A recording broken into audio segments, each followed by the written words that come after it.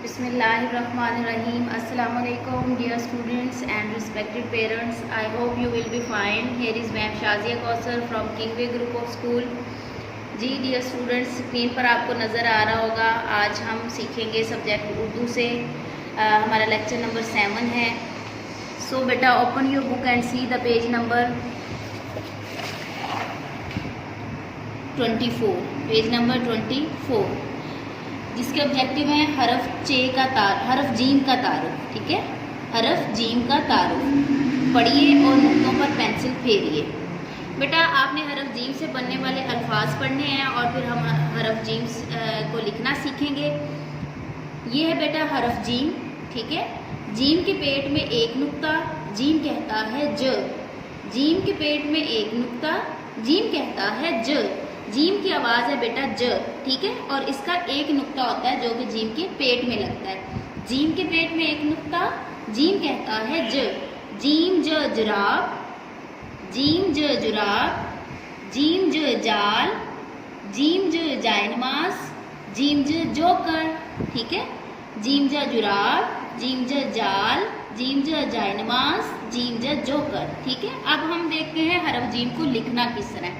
बेटा हरफ जीम को आपने लिखते हुए इस तरह ऊपर से लेफ्ट से राइट साइड की तरफ आना है और नीचे से आपने इसको मून शेप में दे देना, यानी एक जैसे एक चांद की शक्ल होती है ना, उस तरह आपने इसको बनाना है और अंदर आपने इसको नुक्ता लगा देना। ठीक है, ये है हरफ जीम। इस जीम को भी आपने सैरों को फॉलो करते हुए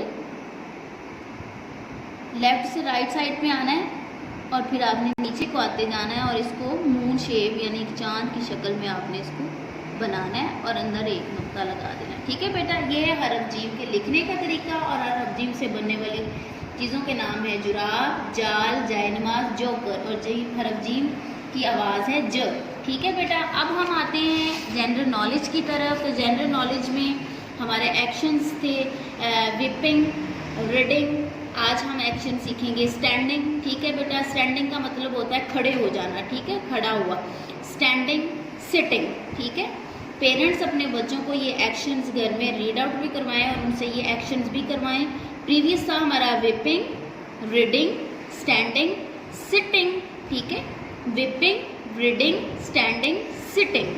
नेक्स्ट है बेटा नाजरा। नाजरा में पहला कलमा हमारा हो चुका है ला इलाहा इल्लल्लाह मुहम्मदुर रसूलुल्लाह। अल्लाह ताला के खूबसूरत नाम पहले 5 आज हम दोबारा से रिपीट करेंगे।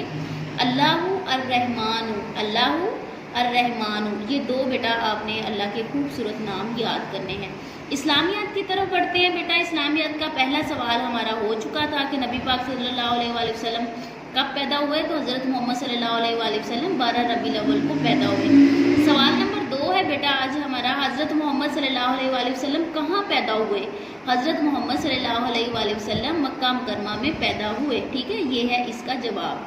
ठीक है बेटा, आज के लिए हमारा इतना ही काम है। आपने अच्छे से इसको याद करना है। अपना बहुत सारा ख्याल रखिएगा। मैं शाज़े को इजाज़त दीजिए। अल्लाह हाफ़िज़, गुड बाय।